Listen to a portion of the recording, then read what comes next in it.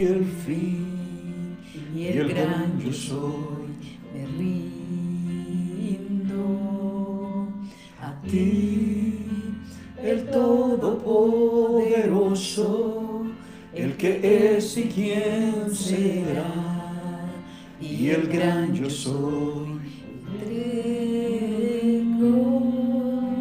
Yo quiero que gobiernes mi vida, me doy en sacrificio a ti.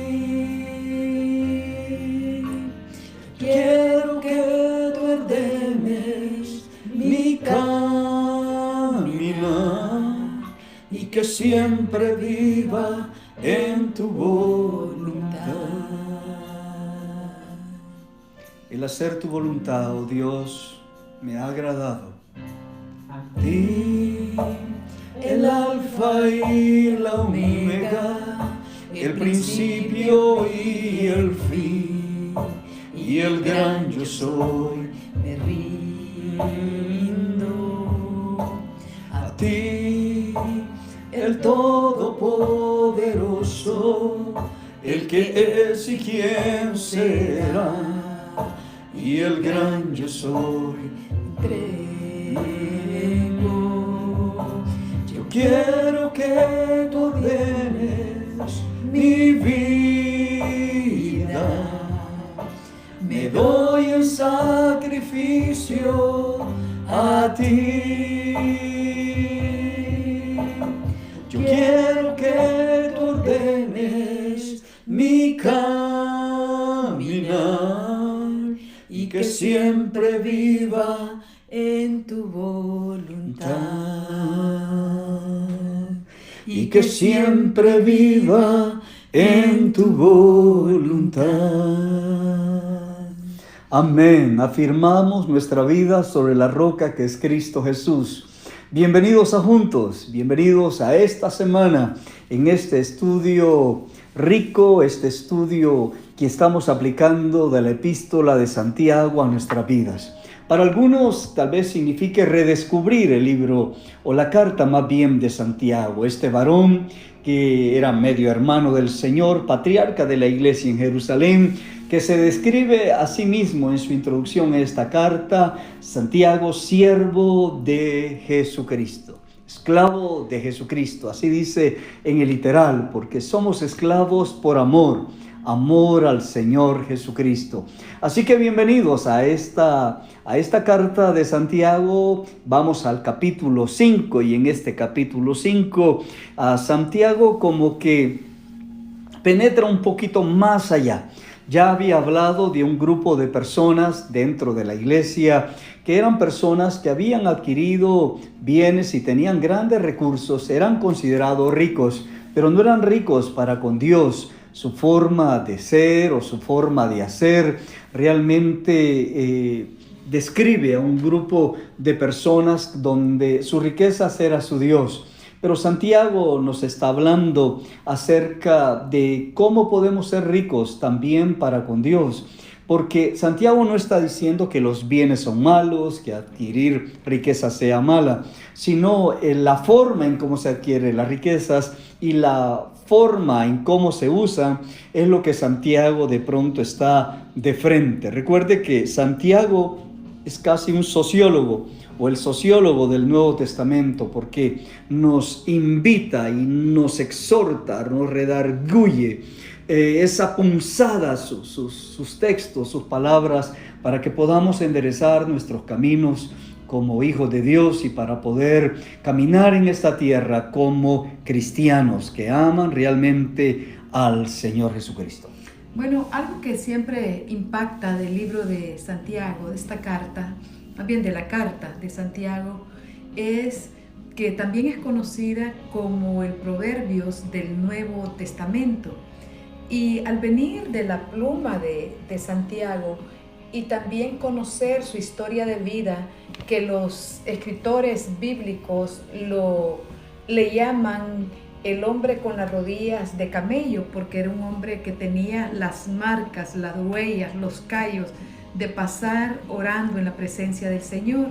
Entonces, esta exhortación que él viene haciendo desde el capítulo 4, porque el punto central no es pecado tener bienes, sino cuando empezamos a gloriarnos en ello, cuando no ponemos al Señor como el que provee todas las cosas. Entonces es fácil descansar en nuestro propio pensamiento, en nuestras propias destrezas, en las capacidades y gloriarnos. Pero Santiago, la exhortación que hace es: reconozcan que el Señor tiene que ocupar su lugar, ¿verdad? Porque no podemos decir, vamos mañana, ¿verdad? Sino, si el Señor quiere, ¿verdad? Que eso se había perdido. Y yo creo que también hoy en día lo hemos perdido muchas creyentes, ¿verdad? Hacemos nuestros planes, pero el Señor no figura en ninguno de esos planes. A veces ni oramos antes de subirme al vehículo o dentro del vehículo, cuando hacemos viaje o vamos al autobús. Creo que cada día de nuestra vida debe estar en esta dependencia del Señor. Vamos entonces al capítulo 5, que es el último capítulo de Santiago, y vamos a leer del verso 1 al verso, leamos hasta el verso 6, pastora, de una sola vez. Bueno. Y después vamos a ir verso por verso. Dice: vamos ahora, ricos, llorad y aullad por las miserias que os vendrán. Vuestras riquezas están podridas y vuestras ropas están comidas de polilla. Vuestro oro y plata están enmohecidos, y su moho testificará contra vosotros y devorará del todo vuestras carnes como fuego. Habéis acumulado tesoros para los días postreros. He aquí, clama el jornal de los obreros que han cosechado vuestras tierras, el cual por engaño no les ha sido pagado por vosotros, y los clamores de los que habían cegado han entrado en los oídos del Señor de los ejércitos. Habéis vivido en deleite sobre la tierra y sido disolutos. Habéis engordado vuestros corazones como en el día de la matanza. Habéis condenado y dado muerte al justo, y él no os hace resistencia.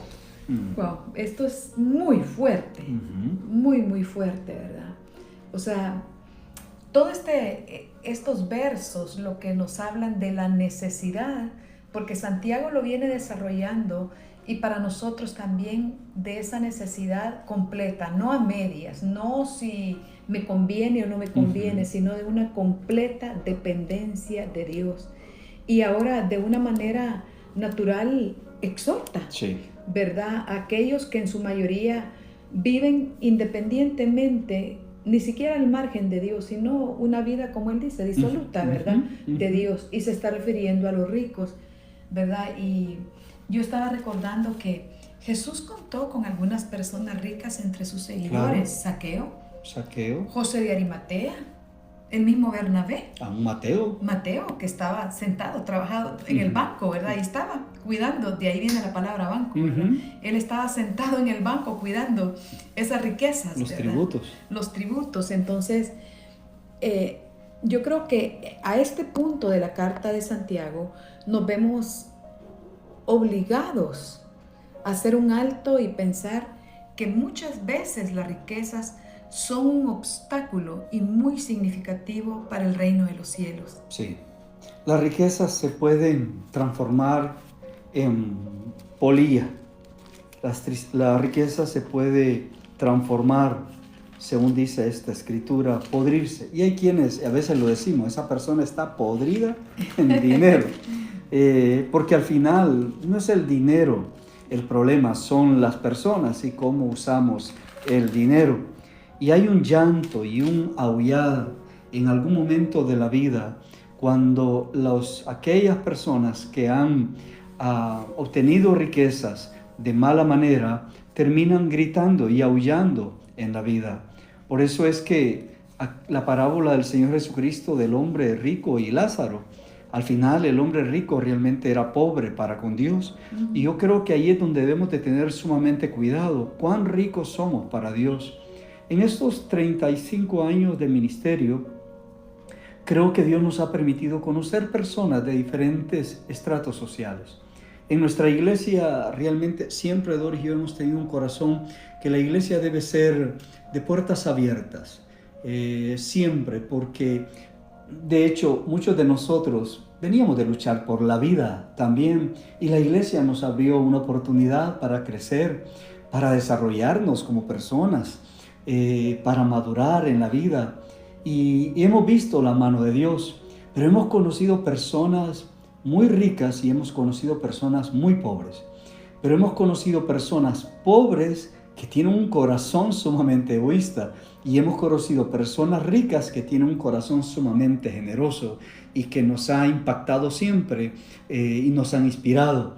Al final también hemos encontrado personas de mucha riqueza que por lo menos se pierden una vez un fin de semana en la iglesia porque tienen que irse de paseo con la familia. Yo no termino de entender cómo es eso. Siendo creyentes debemos mostrar compromiso y fidelidad a la iglesia del Señor. Todavía no lo comprendo, pero sí conocí personas que sus capacidades y sus recursos. O sea, yo no digo absolutamente nada que una familia debe tomar vacaciones, pero la iglesia del Señor se requiere un compromiso de nuestra parte. O digamos, una vez allá, pero conocí a una familia en particular que un domingo al mes yo no podíamos contar con ellos en la iglesia, y eso me hizo pensar muchas veces, porque aquellos que eran pobres y aquellos que estaban en necesidad nunca habían dejado de ir a la casa del Señor. Era como decirle: Señor, yo de ti dependo para la semana, sí, ¿verdad? Para el día a día. Y aquí encontramos entonces esta contraposición entre ricos y pobres, y encontramos, pastora, cómo un hombre rico puede hacerse rico primero a costa de retener los salarios, ¿verdad? Porque eso es lo que está atacando de frente Santiago, ¿verdad? Así es. Y yo creo que, bueno, Deuteronomio dice que hay que pagarle al jornalero. Así es. Y lo vamos a leer, sí, porque creo que vale la pena. Pero ahí lo tengo aquí. Dice, pero una de las cosas que todos debemos de saber es que en aquel entonces no había clase media. De verdad, solo habían los ricos y los pobres. Y los pobres dependían de su salario diario para su sustento. No se te pagaba semanal, ni se te pagaba quincenal o mensual, se pagaba diario. Y algunos se habían hecho ricos a costa de los pobres. Y cuando dice aquí, pastora, cuando dice: he aquí clama el jornal de los obreros que han cosechado vuestras tierras, el cual por engaño no les ha sido pagado por vosotros. Esta parte, cuando dice no les ha sido pagado por vosotros, en el original es: nunca les vas a pagar. Qué horror, ¿verdad? Pero ¿no les parece tan familiar ese cuadro? Es desgarrador cuando vemos a nuestros hermanos hondureños en las calles pidiendo que les paguen algo que les corresponde, y teniendo pues los recursos para hacerlo. Golpea, ¿verdad?, nuestras vidas, porque nadie quiere andar en las calles, ¿verdad?, sabiendo que ha trabajado duro. Sí. Y eso son las injusticias, y Dios no avala injusticias, Dios no patrocina injusticias, y eso es lo que aún en esos tiempos de Santiago lo estaban experimentando, y él se da cuenta de la necesidad de sacudirnos a todos. No sé si vas a leer ese pasaje, sí, pastor. Deuteronomio lo leo, del verso 14 al 15 dice: no oprimirás al jornalero pobre y menesteroso, ya sea de tus hermanos o de los extranjeros que habitan en tu tierra, dentro de tus ciudades. En su día le dará su jornal, y no se pondrá el sol sin dárselo, pues es pobre, y con él sustenta su vida, para que no clame contra ti a Jehová, y sea en ti pecado. Este pensamiento, pastora, que clamen a ti Jehová, es algo que recorre toda la Biblia. Lo encontramos en los profetas, Isaías, Jeremías, Amós. Lo encontramos también aquí en Levítico. Escuche lo que dice Levítico 19:13. Dice: no oprimirás a tu prójimo ni le robarás. No retendrás el salario del jornalero en tu casa hasta la mañana. Lea tú en Jeremías 22:13, dice. Aquí está. Ay del que edifica. No lo logro ver. No lo logro. Ahí está. Hay del que edifica su casa sin justicia y su sala sin equidad, sirviéndose de su prójimo de balde y no dándole el salario de su trabajo.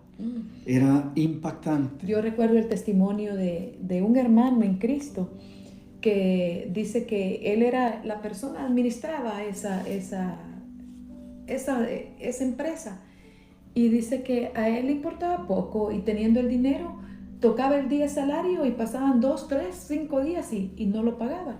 Y dice que un día estudió esto en la palabra y él tuvo que arrepentirse y pedir perdón, y dijo: nunca más traigo maldición a mi propia vida, porque es maldición para mí. Claro. Y él lloraba porque era parte de su testimonio, y lloraba y dice: ¿cómo yo podía ser tan ignorante pensando que nos íbamos a favorecer teniendo en la cuenta el dinero y oprimiendo a aquellos que más lo necesitaban? Mira que hay gente que vive en supercasas, y luego no pagan ni siquiera no quieren, se tardan en pagar la vigilancia o la seguridad cuando las personas de eso dependen.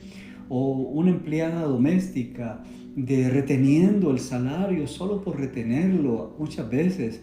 En realidad los creyentes tenemos mucho de qué arrepentirnos, porque realmente Dios escucha el clamor del pobre, Dios escucha el clamor de los jornaleros, Dios escucha el clamor de aquellos que son oprimidos por los ricos. Y aquí estaban estos ricos, ¿verdad? Habían contratado bajo una promesa una cantidad de dinero, pero no les había sido pagado, y en realidad nunca les iban a pagar. Pero debemos de recordar, hermanos, uno de los mandamientos que está en la ley de Moisés. Dice claramente: no robarás. Cuando algo no es tuyo, no es tuyo. Cuando algo no te pertenece, no te pertenece. Algunos creyentes que no vemos el diezmo por la ley, sino a través del amor de Cristo Jesús, y así vemos el Antiguo Testamento, lo miramos a través de Jesús, entendemos que retener el diezmo es robarle a Dios, como dice la Escritura. Así es. Y al final es robarnos a nosotros mismos en la bendición del Señor. Por eso es que creo que debemos de aprender nosotros a ser fieles con Dios, porque en la medida en que somos fieles con Dios, cuando dice la Escritura, buscad el reino de los cielos y su justicia, y su todas justicia, las cosas os serán añadidas. Primero, y lo demás vendrá por añadidura. Ese punto, el reino de Dios y su justicia. El reino de Dios no puede ser a nuestra manera. El reino de Dios no es como lo andan vociferando un montón de gente ignorante, perdón por la expresión, porque ignoran las Escrituras, y por el otro lado se están alejando propiamente del texto evangélico y hablan sabiduría que no pertenece al cielo, sino que es sabiduría terrenal. Hablan y hablan de dinero y hablan de estas cosas, y un ego que está centrado en ellos. Pero deberían de leer Santiago. Aquí dice Santiago, y también dijo el Señor Jesucristo: buscad el reino de Dios y su justicia. Eso significa a la manera de Dios, lo recto a la manera de Dios, lo justo a la manera de Dios, no a la manera mía. Eso hace la diferencia realmente. Debemos aprender a pagar. Y otra cosa, pastora, mira, a veces uno siente pena ajena como pastor, ¿no es cierto? Cuando alguien viene y te dice: pastor, un miembro de la iglesia, ¿verdad? Su iglesia me debe tanto dinero, y ha pasado un año, pastor, y no me lo ha pagado, y no oigo nada y no sé nada. La verdad que esas cosas a uno de pastor, uno tiene pena ajena en ese momento, ¿verdad? Realmente, porque hay muchos creyentes que piden prestado. Y por eso enseño a la iglesia que no se debe prestar, sino ayudar con lo que se tiene, porque eso de andar prestando en el momento, eso. Solo enemigos hay, y las personas se alejan hasta de la iglesia, ¿verdad? Por diferentes malas experiencias. Y creo yo que si alguien quiere prestar, bueno, la Biblia dice, ¿verdad?, que debemos de ser generosos. Entonces, si alguien quiere quitarnos prestado, especialmente dinero, mejor dele una ofrenda de amor y dígale, y ahí, porque si no, si la persona no le paga, usted va a estar en medio de una situación complicada, ¿verdad? Sí. Y perdón, iba a leer este pasaje de Mateo 19, verso 23 y 24, dice: y mire que es Jesús quien le dice a los discípulos: de cierto os digo, que difícilmente entrará un rico en el reino de los cielos. Otra vez os digo que es más fácil pasar un camello por el ojo de una aguja que entrar un rico en el reino de los cielos. El ojo de una aguja era la abertura que se hacía en los muros para ver a los enemigos o a los que traían las visitas o los que traían la comunicación, producto. Entonces se ponía, ese es el ojo de una aguja, ¿verdad? Mira qué interesante. Ahora, no dice que es imposible. No sé. Él dice que es difícil. Es difícil. Sí. ¿Por qué? Porque confía en su riqueza y en lo que sus riquezas puede darles. No, yo creo que las personas que trabajan duro y lo hacen con honestidad, con todo de la ley, como decimos, difícilmente podemos creer que van a quedar en bancarrota. Pero entre mayor bendición trae sobre nuestras vidas el Señor, así también nosotros debemos de aprender a honrar a aquellos que trabajan, ¿verdad? Bajo nuestra sombra, como decimos. Sí. O sea, hay una forma entonces de hacerse rico y es a cuesta de otros. Y otra forma de hacerse rico es tener el control político. Todos lo sabemos, en los diferentes países el poder económico tiene mucha influencia política. Y la política muchas veces no va de la mano con la justicia o no va de la mano con la ley. En aquel tiempo muchos pobres eran realmente, recibían condenas injustas o muchos de ellos eran tratados injustamente y muchos trataban de buscar justicia, pero los jueces se prestaban realmente para el cohecho, soborno. Los jueces se inclinaban a aquel que tenía poder económico en la vida, en su vida, y muchos ricos pues mantenían su riqueza también a través del control político de su influencia. Leí este chiscarrillo que dice: ¿cuál es la regla de oro?, preguntó un personaje en una tira cómica. Y contesta el otro: el que tiene el oro hace las reglas. Esa es la regla de oro, contestó su amigo. Santiago está diciendo: no os oprimen los ricos, dice el verso 6. No, habéis condenado y dado muerte al justo, y él no hace resistencia. Y claro, ¿cómo iba a hacer resistencia si no tenía los medios o el poder de contratar un abogado o ir delante de un juez para que le hiciera justicia? Uno encuentra, hermanos queridos, el asunto de la justicia social, de la injusticia política, de la injusticia gubernamental, desde el Antiguo Testamento hasta el Nuevo Testamento. Recuerde que Santiago nos dice en Santiago 2:6, no os oprimen los ricos, y no son ellos los mismos que os arrastran a los tribunales. Y claro, estaba hablado con el juez. Y dígame si no es cierto que en nuestros pueblos realmente la injusticia se hace sentir, se hace ver. Como decimos, aquí hay alguien que robó una gallina y está preso. Hay alguien que robó millones y de pronto andan libre. O se le da un trato diferente. Preferencial. VIP, dice. Es terrible, pastora.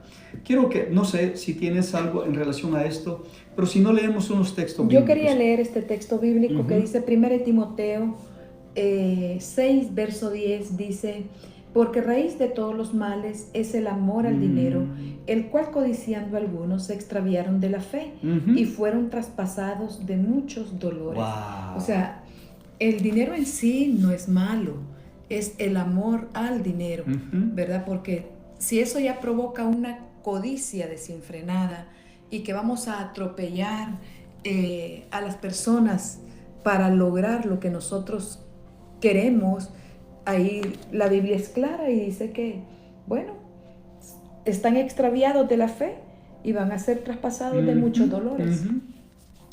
Mire, leamos estos versos. Deuteronomio 8:13. Cuando alguna cosa te fuere difícil en el juicio, entre una clase de homicidio u otra, entre una clase de derecho legal y otra, y entre una clase de herida y otra, en negocios de litigio en tus ciudades, entonces te levantarás y recurrirás al lugar que Jehová tu Dios escogiere, y vendrás a los sacerdotes levitas y al juez que hubiere en aquellos días, y preguntarás, y ellos te enseñarán la sentencia del juicio. y harás según la sentencia que te indiquen los del lugar que Jehová escogiere, y cuidarás de hacer según lo que te manifiesten. Verso 11. Verso 11 dice, según la ley que te enseñen y según el juicio que te digan harás. No te apartarás ni a diestra ni a siniestra de la sentencia que te declaren. Y el hombre que procediere con soberbia, no obedeciendo al sacerdote que está para ministrar allí delante de Jehová tu Dios, o al juez, el tal morirá. Y quitarás el mal de en medio de Israel, y todo el pueblo oirá y temerá y no se ensoberbecerá. Ensoberbecerá. ¿Por qué? ¿Qué era lo que sucedía? Realmente lo que sucedía es que toda sociedad necesita justicia, porque los seres humanos y el pecado está en el mundo. Debemos aprender a caminar de acuerdo a la ley. Mira lo que dice Éxodo 18:21. Además, escoge tú de entre el pueblo varones de virtud, temerosos de Dios, varones de verdad, que aborrezcan la avaricia, y ponlos sobre el pueblo por jefes de millares, de centena, de 50 y de 10. Este grupo de personas iban a formar parte de todo un cuerpo, de todo un tribunal. Entonces, cuán importante. Y luego Amós 15:12 dice, Amós 5:12, porque yo sé de vuestras muchas rebeliones y de vuestros grandes pecados. Sé que afligís al justo y recibís cohecho, soborno, y en los tribunales hacéis perder su causa a los pobres. Y el verso 15, aborreced el mal y amad el bien, y estableced la justicia en juicio. Quizá Jehová Dios de los ejércitos tendrá piedad del remanente de José. Qué tremendo, pastora. Tanto en el tiempo antiguo, en el tiempo de la vida de la iglesia y en todo tiempo, la justicia nunca ha sido tan justa como nosotros a veces lo esperamos. Esa balanza siempre se inclina más hacia un lado que a otro. Lamentablemente, esa es la historia en las naciones, porque no podemos decir que solo para nosotros. Quizás para nosotros los que conocemos al Señor, que el Espíritu Santo hable de nosotros hacer justicia, ¿verdad? Por ahí, empezando por nosotros, porque muchas veces decimos, que lo hagan los otros, es que nadie lo hace, pero nosotros podemos empezar. No, y ser justo es establecer un horario a un empleado, a una empleada, sea en casa, sea en una empresa. Hay que establecer un horario y respetar el horario a las personas, porque las personas son personas. Tienen derecho a una vida, tienen derecho al descanso, tienen derecho a pensar y a soñar. Tienen derecho entonces también a un salario que debe ser pagado en su tiempo y en su forma, también como ha sido tratado. Señor, ayúdanos a nosotros como creyentes. Esta palabra fuerte y dura fue escrita para hermanos en la fe que tenían, Señor, riqueza. Y quizás, Señor, siempre habrá alguien más necesitado que uno, y quizás nos ven como ricos también. Ayúdanos, Señor, a no señalar a otros, sino apuntar hacia nuestra mente y corazón y descubrir, Señor, cuán justos somos nosotros. Cuán justos.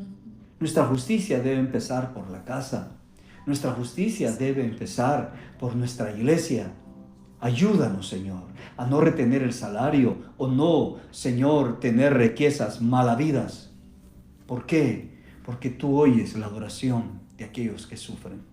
Gracias te damos, Señor, por tu palabra. Amén y amén. Qué hermoso tiempo hemos tenido, mis amados hermanos. No olvide que mañana, martes, a las 10, estamos con Bellas por Siempre. Amén. Que la fidelidad y la fortaleza que trae el Espíritu Santo vivifique nuestros corazones, amados hermanos. Que el Señor les bendiga. Somos la casa del Padre. Una familia para ti. Amén.